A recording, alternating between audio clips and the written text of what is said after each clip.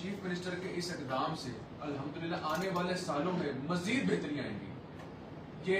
یہ جو 12 لاکھ خاندان ہے ان کو ہر مہینے 3000 روپے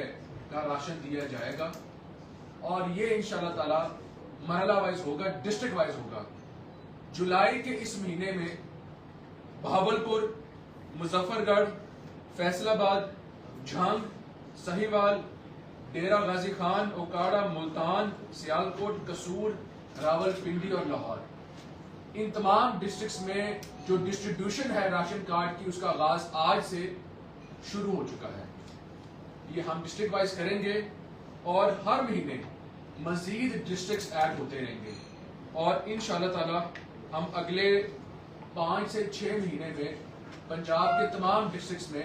مریم نواز راشن کارڈ کا جو ڈسٹریبیوشن ہے یہ ہو چکی ہوگی،